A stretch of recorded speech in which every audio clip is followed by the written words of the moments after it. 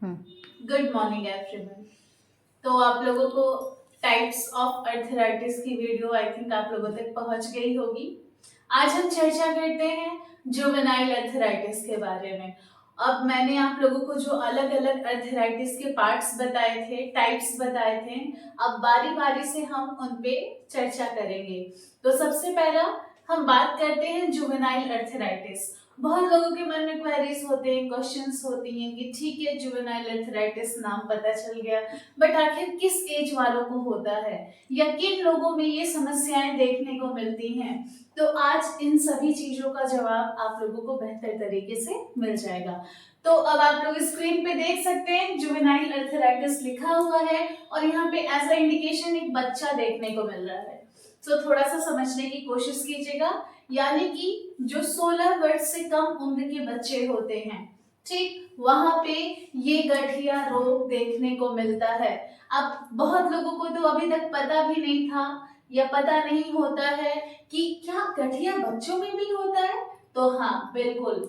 अब जैसा हमारा माहौल है, जैसा हमारा एटमॉस्फेयर है, जैसा हमारे खान पान है, जैसी हमारी फिजिकल एक्टिविटी है, ये सब कुछ कहीं ना कहीं इम्पैक्ट डालती है। ओके, तो अब ये चीज आप लोग याद रखिएगा। यानी कि अब ये एज रिलेटेड नहीं रह गई है। जैसे पहले कहा जाता था गठिया 50-60 साल के बाद वालों को ही होता है, बट आजकल के एरा में ऐसा कुछ नहीं है। गठिया ऐसे भी हैं जो कम उम्र के बच्चों को भी अफेक्ट करता है।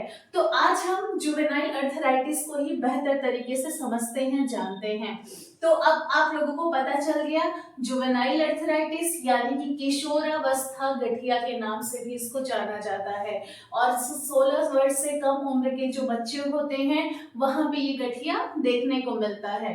चलिए अब हम बढ़ते हैं आगे की तरफ। यानी कि क्या क्या ऐसे कारण हो सकते हैं जिससे बच्चे को ये गठिया बच्चे में देखने को मिल सकता है।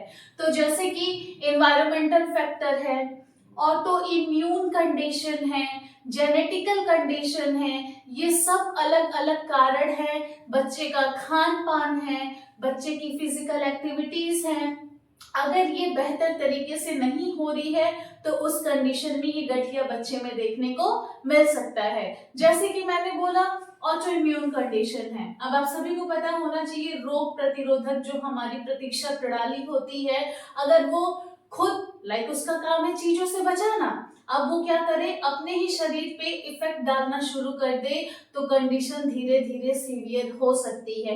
उसी प्रकार अगर जेनेटिकल है, घर में किसी को दादा पापा लोग में कोई ऐसी कंडीशन देखने को मिली थी तो आगे की जनरेशन में भी ये सारी चीजें देखने को मिल सकती है। उसके साथ साथ याद रखना है कि खान पान, फिजिकल एक्टिविटी और जो हमारा इन्वायरमेंटल फैक्टर है ये भी एक इम्पॉर्टेंट रोल प्ले करता है बच्चे की गठिया होने में, यानी कि किशोरावस्था में गठिया होने में। ओके, चलिए अब हम समझते हैं कि क्या क्या ऐसे साइन एंड सिम्टम्स हैं जो इस बच्चे में यानी कि जुवेनाइल अर्थराइटिस के बच्चे में देखने को मिल सकता है। क्योंकि कभी कभी पेशेंट्स आते हैं, उनके पेरेंट्स यही कंप्लेन करते हैं कि मुझे लगता था कि बच्चे को नॉर्मल फीवर है, तो हम क्या करते थे मेडिकेशन के थ्रू उनको ठीक करना चाहे, बट आखिर बुखार है, ठीक है, 1 हफ्ते रह गया, 15 दिन रह गया, 10 दिन रह गया, बट जब कंटिन्यूअस फीवर रह रही है या बच्चे को पर्टिकुलर एक पॉइंट पे, एक जोड़ पे पेन रह रहा है, तो ये सारे लक्षण क्या है कहीं ना कहीं गठिया तक ले जाते हैं। जैसे कि बच्चा बहुत ज्यादा फिजिकल एक्टिविटी नहीं कर रहा है, फिजिकली एक्टिव नहीं है, उसी तरीके से बच्चा खुद को बहुत थका थका महसूस कर रहा है, या फिर बच्चा कंप्लेन कर रहा है कि किसी एक जगह पे बहुत सीवियर उसको पेन होता है। तो कई बार ऐसा होता है घर वाले सोचते हैं ठीक है किसी चीज से चोट लग गई होगी कि कुछ दिन बात ठीक हो जाएगा, बट कंडीशन समय के साथ और सीवियर हो सकती है।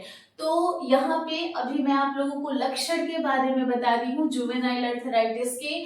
तो पेशेंट यानी कि जो बच्चा है वो धीरे धीरे बहुत कमजोर होता जाता है, फिजिकल एक्टिविटी कम होती है। अब थोड़ा सा एक फ्लो में आप लोग समझ जाइएगा, फिजिकल एक्टिविटी कम हो रही है यानी बाहर बच्चा खेलने नहीं जाएगा, स्कूल में लाइक कॉम्पिटिशन्स हैं, बहुत सारी एक्टिविटीज होती हैं, उसमें पार्टिसिपेट नहीं करेगा। उसके साथ साथ जब फिजिकल एक्टिविटी कम होगी तो ऑब्वियसली क्या लगेगी, भूख नहीं लगेगी, भूख कम लगेगी, बच्चे का खान पान बहुत कम होता जाता है। अब वो सभी चीजें कम हो रही हैं यानी कि बच्चा बहुत सुस्त होने लग रहा है और फटीगनेस रहती है, बच्चा बहुत थका थका महसूस करेगा। और ये कंप्लेंट्स लेके पेशेंट्स आते भी हैं। और जब थका थका महसूस कर रहा है, फिजिकल एक्टिविटी नहीं है, तो ऑब्वियसली बच्चा समय के साथ कमजोर होता जाएगा, यानी कि वेट लॉस वगैरह भी बहुत देखने को मिलता है। उसी तरीके से समस्या जैसे जैसे बढ़ती है और अगर सही समय पे डायग्नोसिस ना की जाए तो ये इफेक्ट आंखों तक, लिम्फ नोड्स तक और मसल्स तक, ये सबको भी क्या करता है, क्षति पहुंचाने लगता है। जैसे कि आप देख सकते हैं जो आंखें हैं वो क्या होने लगेंगी, उनमें दर्द बनी रहेगी, रेडनेस होगी, बच्चा कहेगा मुझे ब्लड विजन हो रहा है, यानी कि चीजें धुंधली दिख रही हैं। उसी प्रकार स्किन पे आप देख सकते हैं रैशेस वगैरह भी बच्चे के देखने को मिलती है।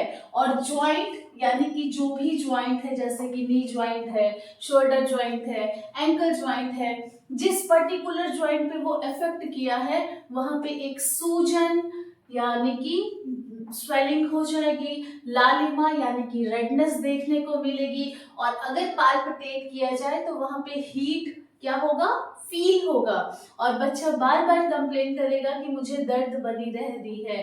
ओके, उसी तरह से आप देख सकते हैं बच्चे के लिए एक चीज मेंशन की गई है कि इरिटेबिलिटी एंड टायर्डनेस, यानी कि जब हम प्रेम से बच्चे से बात करना चाहेंगे तो चूंकि बच्चा पेन में है, दिक्कत में है, तो वो एक इरिटेशन वाले लाइक टोन में बात करेगा, बहुत इरिटेट रहेगा। क्यों?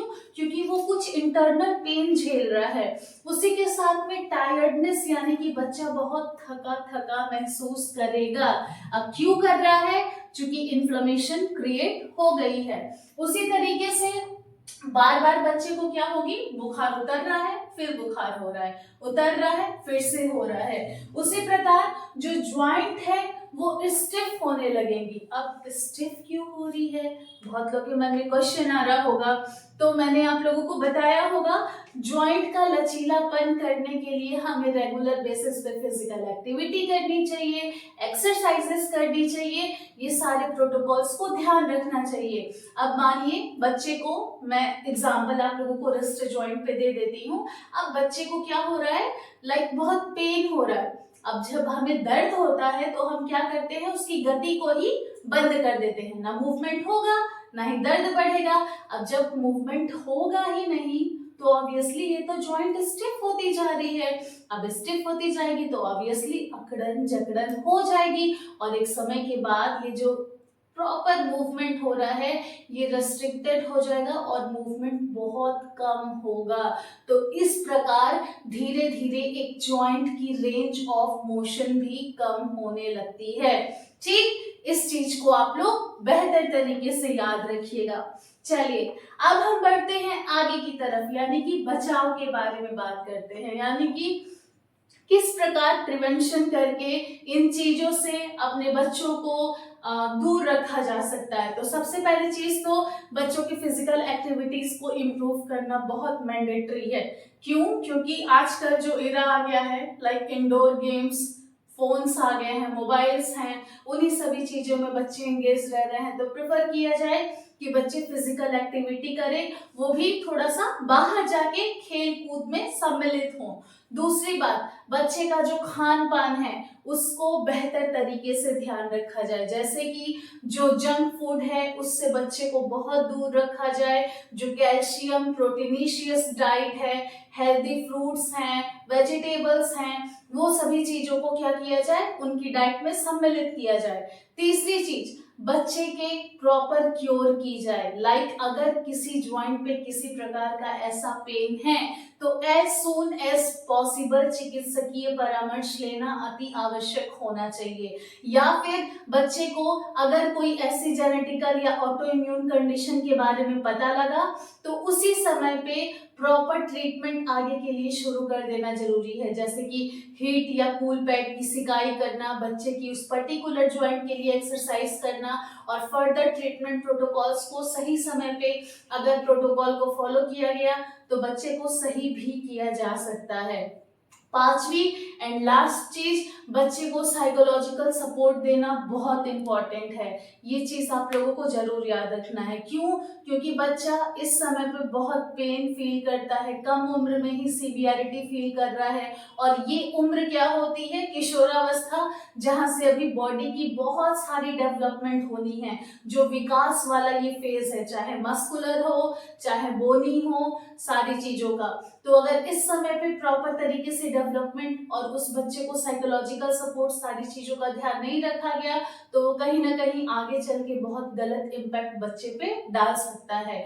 तो इन सभी चीजों को ध्यान में रखते हुए प्रॉपर क्योर की बहुत जरूरत है। ओके, धन्यवाद।